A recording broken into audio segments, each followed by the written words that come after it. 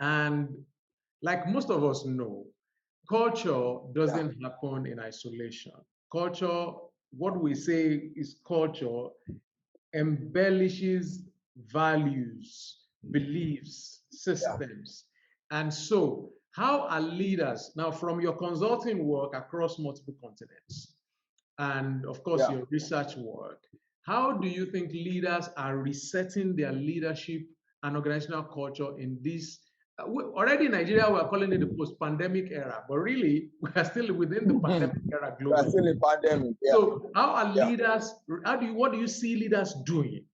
Because one of the things I want our attendees to go away with today is what's happening around us. Which of those things are common to us and that we share here, and which of those things that we are seeing that we don't seem to know where it's going seems to Yeah. be directing us in a particular direction.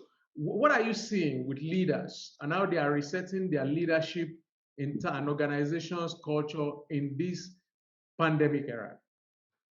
Pandemic. Okay. Thank you. Very, very, very valid question. Before I answer that question, I want to group us, because I was talking in school was last week in spring in Lagos there, and I said our generations. You have different. You have the baby boomers. People born between 1946 and 64. You have the Generation X, where we all fall 65 to 76. We now have the millennials, the Generation Y, people born between 1977 and 1995. And our new digital children, the new millennials now, 1996 to 2015, and the new babies now. Most of our own generation and the generation after us, the people in their 50s, 60, they've not reset to the COVID.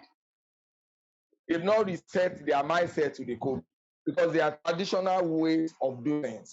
They still believe you must get paper, memo, sign, I must see your face. Like in the Yoruba days, they said, Ojuloro wa, that I must see your face so that we can discuss, because of the low level of trust.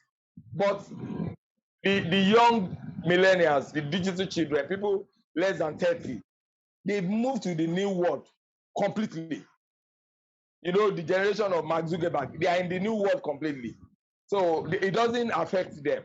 But the people that it affects most, especially because of ways of insecurity, the people between age 50 and 60, they don't know what to do. They don't want to leave. They don't want people to take over their position, and they don't know what to do with their life. So because of that inertia, they refuse to accept the reset, hoping that the COVID will just go away. I just came back yesterday from Switzerland. The COVID is still here. It's still around. And because there's a system in the Anglo-cultural and the Western world, it is easier for people to work from home. But in Nigeria, in Africa, we have bandwidth problem. Our infrastructure is porous. It's not good. So it's a big challenge for us. So they might tell you, let us do hybrid. Come to work twice a week, do 2 days at home. But the most important message that is being passed down is that the change is here because of the poor infrastructure and the generation. So most of the generation ahead of us, they don't believe in the reset that you're talking about. It's a brick and mortar paper, like the normal public sector. Whether you speak grammar, you just speak grammar. They are still the analog way of doing things. But for the younger people, it's easier for them to blend because they're global in their thinking. People stay here, they work in America. So the way they see life is different because they were born into the digital world. But adult, elderly people, because of the rigid mind, is a struggle. It's a struggle for most people. It's a struggle for most people. But by force, as we said, the change must be made forcefully.